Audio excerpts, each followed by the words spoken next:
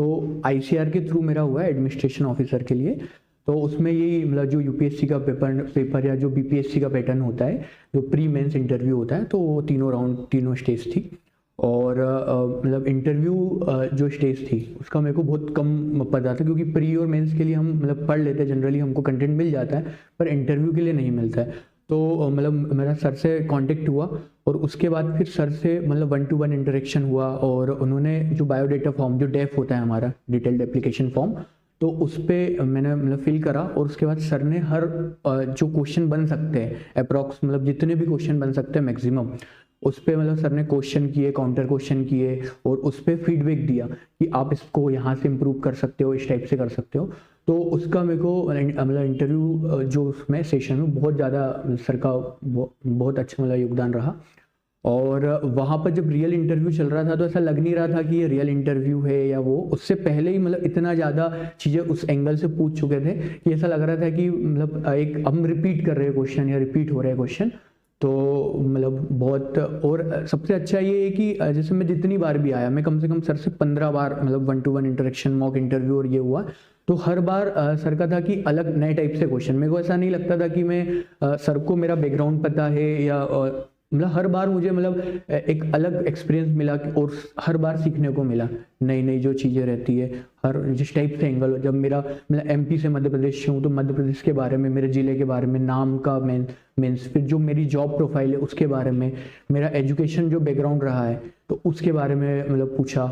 फिर मैंने जैसे मेरा हिंदी साहित्य है और उससे मेरा नेट JRF हुआ, तो नेट JRF के बाद क्या आगे हो सकता है उसके बारे में। मेरी जो हॉबी है तो कुकिंग, लोकल फूड है, वहाँ के लोकल फूड मेरी हॉबी है, और फिजिकल एक्सरसाइज करना। तो हर एंगल पे सर ने मतलब 30-30 मिनट तक वो करा, काउंटर क्वेश्चन किए। कई बार मैं क्वेश्चन के दौरान जो कंटेंट नहीं पता रहता उसमें नर्वस भी होते, फिर उसको कैसे डील करना है उस पर फीडबैक के माध्यम से।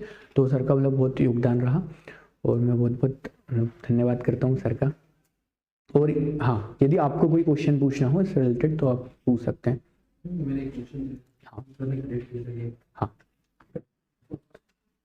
ये वाला कि भारत में राज्य की राजनीति में राज्यपाल की भूमिका आलोचनात्मक परीक्षण कीजिए, विशेष रूप से बिहार के संदर्भ में। क्या केवल ये कठपुतली है? तो जैसे ये क्वेश्चन है कि भारत में राज्य की राजनीति में राज्यपाल की भूमिका, तो जैसे हम मतलब जनरली राज्यपाल की भूमिका की यदि बात करें तो हम जैसे लक्ष्मीकांत से जो एक बेसिक हम पढ़ते हैं कि राज्यपाल का क्या कर्तव्य होता है, संवैधानिक जो मुखिया होता है राज्य का, तो उसके बारे में एक इंट्रोडक्शन हम दे सकते हो। जैसे आपने भी ये किया है मेंशन, ये 75 से 78 तक होता है रोल ऑफ गवर्नर, ये सही है। उसके बाद उसकी आलोचनात्मक मूल्यांकन, तो उसका पॉजिटिव और नेगेटिव दोनों हम उसको लिखना चाहिए कि उसकी ज़रूरत क्यों है। और अभी हम जनरली हम करंट में देख रहे हैं कि कहीं ना कहीं एक ऐसा लगता है कि केंद्र सरकार या इनका जो प्रभाव पड़ रहा है और जो डिसीजन है, तो हमको दोनों उसमें करना है। और जैसे विशेष रूप से बिहार के संदर्भ में, तो बिहार में यदि ऐसा रिसेंट हुआ है या जो कुछ राज्यपाल है, मुखिया है, उनसे रिलेटेड यदि कुछ चीज़ें हैं तो, पर जैसे क्या हुआ है केवल कठपुतली है, तो इस प्रकार से हम नहीं कर सकते कि केवल कठपुतली, क्योंकि संविधान में उसका वर्णन एक संवैधानिक संस्था है, तो हमको आलोचना करना है, पर हमको पॉजिटिव बताना है कि जैसे यदि जैसे बहुमत नहीं मिला, कोई भी विधानसभा को बहुमत नहीं मिला, तो फिर जब वहाँ पे संवैधानिक जो व्यवस्था है संविधान को चलाने की है, तो वहाँ पर फिर राज्यपाल की विशेष रूप से भूमिका होती है। आपातकाल के समय पर राज्यपाल की भूमिका होती है। तो हमें कहीं ना कहीं उसको पॉजिटिव बताना है कि जो संविधान में मतलब भारत के संविधान में जो जो चीज़ें हैं वो मतलब लेजिटिमेट है, तो उसको हमको वो करना है, प्रूफ करना है। तो इस प्रकार से हम उसका आंसर दे सकते हैं। हाँ, तो इसमें मतलब ज़्यादा वर्ड्स में लिखना पड़ता है, 38 मार्क्स है ना। हाँ,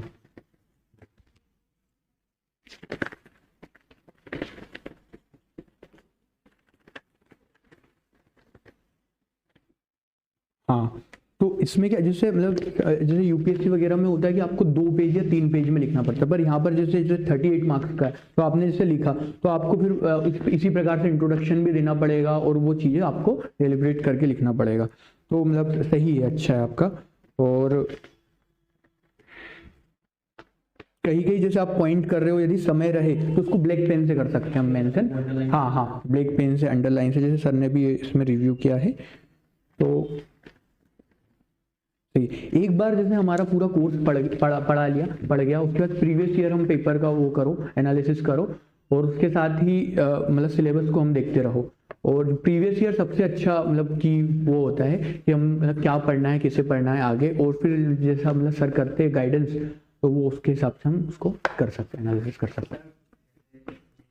तैयारी के दौरान ये समस्या आती है, हाँ। जैसे 5 सब्जेक्ट हैं, हाँ तो हर एक सब्जेक्ट तो मौजूद नहीं हो सकता है, हाँ, हाँ। सब्जेक्ट उसमें रूज रहता है, हाँ हाँ तो कैसे आप मैनेज? हाँ, तो मतलब यही रहता है कि मतलब ये जो एग्जाम वो जनरलिस्ट है अप्रोच, हमको किसी भी सब्जेक्ट में एक्सपर्ट नहीं होना है, पर सब सब्जेक्ट का हमको एक बेसिक नॉलेज होना चाहिए। और फिर हम प्रीवियस ईयर या इस प्रकार से हम जो भी एग्जाम होती है उसमें देखो कि यदि वो सब्जेक्ट का वेटेज है तो उसमें कहीं ना कहीं हमें मतलब मजबूत होना पड़ेगा, क्योंकि कंपटीशन सब लोगों से है, तो हमें कहीं ना कहीं उस पर काम करना पड़ेगा। उसको 2 बार 3 बार 4 बार, या मतलब सर से आप यदि क्वेश्चन पूछ सकते हो तो पूछो, या उसका कोई यूट्यूब पे आपको वीडियो यदि मिल रहा हो उसको सरल भाषा में पढ़ो। 4-5 बार यदि आप चीज़ को करोगे तो वो आपको सब्जेक्ट मतलब सही लगने लगेगा, अच्छा लगने लगेगा। और एग्जाम में यदि वो शामिल किया गया है तो कहीं ना कहीं उसका वेटेज है, तो हमें मतलब उस पर भी अपनी स्ट्रेंथ बनाना पड़ेगा, और जो मजबूत है उसको और अच्छे से मजबूत करो, तो ये कर सकते हैं।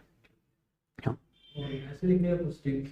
ऐसे में जैसे आपका एक बार पूरा सिलेबस पढ़ा गया, तो उसके बाद फिर आपके अंदर एक मतलब एक डायमेंशन आपके ज़्यादा हो जाएंगे कि आपको सामाजिक, आर्थिक, राजनीतिक, सांस्कृतिक हर डायमेंशन के बारे में आपको पता है। तो उसके बाद फिर आप जो भी सब्जेक्ट लिखोगे तो ऐसे का ऐसा कोई पर्टिकुलर ये नहीं होता है कि आपको इसी टाइप से लिखना है। आप एक कोई कोटेशन से स्टार्ट कर सकते हो, कोई स्टोरी बना के स्टार्ट कर सकते हो, कोई जो महत्वपूर्ण व्यक्ति उनका वक्तव्य से स्टार्ट कर सकते हो। तो इस प्रकार से आप मतलब उसको करोगे। तो 2 प्रकार के ऐसे होते हैं, जैसे यूपीएससी में जनरली अब अमूर्त विषय के क्वेश्चन आ रहे हैं, तो उसको फिर हमें क्या मतलब जो प्रीवियस ईयर है उसको आप संडे या 2 संडे में एक बार तो आप उसको लिखने का कोशिश करो, 2 घंटे या जो। तो सबसे पहले उसमें एक आप रूपरेखा बनाओ, एक रफ कार्य बनाओ कि जो भी टॉपिक है, तो जैसे मतलब यदि कोई सा भी टॉपिक है, जैसे आप यदि कोई सा टॉपिक, हाँ, जैसे कोई भी यदि क्वेश्चन आप यदि ऐसे का हो प्रीवियस ईयर का,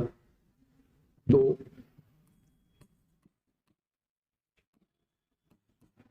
जैसे यदि कोई क्वेश्चन हो तो आप मतलब बताओ, तो मैं उसमें ऐसा है कि इतने डायमेंशन हो सकते हैं, तो पूरा आप मतलब लिखने से पहले उसको एक रफ कार्य में, जैसे मेरे इसमें भी मतलब 2 पेपर हुए थे ऐसे के हुए थे, तो उस पर जो क्वेश्चन आए थे तो मैंने मतलब उसको तोड़ा कि इस पे क्या क्या डायमेंशन बन सकते हैं, सीधे हमारे दिमाग में नहीं आता है। तो सबसे पहले जैसे 3 घंटे का पेपर है और 2 आपको लिखना है, तो उसमें आप 10 से 15 मिनट पहले उसको देखो कि क्या डायमेंशन होते हैं। जैसे मैं यदि मेरे पेपर का देखता हूँ, यदि मिलता है मेरे को, तो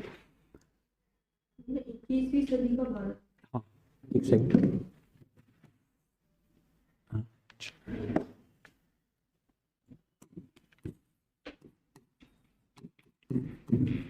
21वीं सदी का भारत, बस यही है। हाँ, यदि ये है 21वीं सदी का भारत, ठीक है, तो आप जैसे आपके पास क्वेश्चन आया कि आप ये 21वीं सदी का भारत, जैसे 4-5 विकल्प है, आपने चूज किया कि ये वाला हमको लिखना है, तो 21वीं सदी का भारत, ठीक है। तो इसके बाद आप जैसे ये 21वीं सदी, तो इसमें एक देखा जाए तो एक टाइम फ्रेम की बात कर रहे हैं, समय का, तो हम इसको हम तोड़ सकते हैं कि 21वीं सदी अभी पूछा है, तो मतलब 20वीं सदी या फिर इससे पहले का, जैसे प्राचीन भारत क्या हो सकता है, क्योंकि इसका कोई एक ऐसा तय फॉर्मेट नहीं होता कि आपको यही लिखना है। आप लिख रहे हो, आपकी कॉपी जो एग्जामिनर है उसके पास आपकी कॉपी जाएगी, तो आपके पास डायमेंशन, जैसे 10 बच्चे बैठे तो 10 अपना अपना व्यू लिखेंगे। निबंध में ये है कि कोई बंधन नहीं है उसमें, तो हम जैसे इसमें, तो हम बात करें कि समय की बात है इसमें, तो हम बात कर सकते हैं 20वीं सदी या इससे पहले प्राचीन भारत। उसके बाद हम बात कर सकते हैं कि अभी का जो वर्तमान स्थिति है, उसके बाद कर सकते हैं कि भविष्य में क्या होगा, ठीक है। ये तो यदि हम बात करें कि प्राचीन भारत, तो हम वेदों से और हमारे वैदिक काल और से स्टार्ट कर सकते हैं। हमारे पास क्या क्या संसाधन है, भूमि और भारतीय उपमहाद्वीप की विशेषता, और जैसे पहले देखा जाता था कि व्यापार वगैरह में भारत का बहुत योगदान था, तो वहां से हम एक स्टोरी चालू कर सकते हैं। और फिर जैसे वर्तमान में हम बात करें, तो वर्तमान में इसके हमको पॉजिटिव भी बताना है और नेगेटिव भी बताना है। जैसे 21वीं सदी में तो क्या क्या चीज़ हो रही है, जैसे मतलब यदि अंतरिक्ष के क्षेत्र में बात करें तो इसरो, अर्थ अर्थव्यवस्था की बात करें तो हम 5 ट्रिलियन इकोनॉमी है, और अभी 2047 का जो हमारा विकसित भारत हम का जो लक्ष्य रख रहे हैं, और देखा जाए तो जो 75 साल जो हम आज़ादी के मात्र 75 साल हुए, और उसमें जो इतना डेवलपमेंट हुआ है अदर कंट्री जैसे देखा जाए तो हमारे पाकिस्तान भी साथ में डेवलप हुआ था, पर भारत की जो संविधान निर्माताओं की जो दृष्टि थी, तो उसमें हमने देखा है कि इतना हमको डेवलपमेंट मिला है। जैसे कोरोना के समय 80 करोड़ लोगों को हमने जो फूड सिक्योरिटी दी है, तो इस प्रकार से हम बहुत मतलब डायमेंशन हो सकते हैं। तो पॉजिटिव में हम ये बता सकते हैं कि जो हमारी योजनाएं चल रही है, जो डायमेंशन हो सकते हैं, सांस्कृतिक, राजनीतिक में हम ये बता सकते हैं कि जैसे हमारे यहाँ मतलब जो संवैधानिक तंत्र है, भारत का जो चुनाव आयोग है, वो मतलब देखा जाए तो इतनी बड़ी डेमोक्रेसी को हम हेड करते हैं, और वो निष्पक्ष रूप से चुनाव कराता है, तो ये एक एंगल हो सकता है। फिर नेगेटिव में हम बात कर सकते हैं कि मतलब जैसे जो पॉपुलेशन है हमारी, उसको डेमोग्राफिक डिविडेंड, उनको कैसे कुशल भारत को जो हमारी जनसंख्या है वो कहीं ना कहीं हमारे लिए असेट का काम करे, लायबिलिटी नहीं बने, तो इस प्रकार से एक एंगल हो सकता है। जो समस्या है, जैसे अभी प्रदूषण जैसी समस्या है, जैसे दिल्ली और जो अन्य हमारे महानगर है वो प्रदूषण से जो दूषित हो रहे हैं, तो इस प्रकार से एक एंगल मतलब आपको वो कर सकते हैं। भविष्य में आप देख सकते हो जैसे इसरो, आदित्य L1, चंद्रयान, तो आगे जो भी रहेगा उसका डेवलपमेंट, उसकी बात कर सकते हैं हम। तो अभी मैं मतलब प्रॉपर उसको नहीं उतना बता नहीं पा रहा हूँ, पर आपके पास बहुत एंगल भविष्य में उसको हो जाएगा। फिर जैसे आप यदि इसमें क्या आप कोई बुक हो या कोई राइटर हो तो उसको आप मेंशन कर सकते हो। जैसे मैथिली शरण गुप्ता जी की भारत भारती एक कविता है, मैं हिंदी साहित्य से, तो भारत भारती उसमें कविता है, तो उसमें जो प्राचीन भारत है, अंग्रेजों के समय से पहले जो भारत है, अभी का भारत है, और आने वाले समय में क्या क्या है, तो उसमें बहुत सारे कोटेशन है, मतलब वो पंक्तियां, उनको हम यहाँ पे मेंशन कर सकते हैं, वहां से हम स्टार्ट कर सकते हैं। फिर जैसे जो मोदी जी प्रधानमंत्री, उनके वक्तव्य कुछ आते हैं, वो विकसित भारत की बात करते हैं, तो उसकी हम बात कर सकते हैं। तो भारत के अंदर क्या क्या संभावनाएं हैं, हमारे संसाधनों का हम कैसे प्रयोग कर सकते हैं, सिविल सर्विस के तौर पे मतलब सिविल सर्वेंट के तौर पर हम क्या क्या कर सकते हैं, नागरिक के तौर पर क्या क्या कर सकते हैं, महिलाओं की क्या भूमिका होगी। तो इस प्रकार से हम 21वीं सदी का भारत जो ओपन एरिया है उसमें बहुत सारे हम उस पर कर सकते हैं। और कोशिश करना है कि जो इंट्रोडक्शन में यदि कोई हमने स्टोरी चालू करी, तो कोशिश करो कि कंक्लूजन में वो स्टोरी का एक छोटा सा पार्ट आ जाए कि यहाँ से स्टार्ट हुआ, तो एक ऐसा लिंक, एक तारतम्य बना रहे।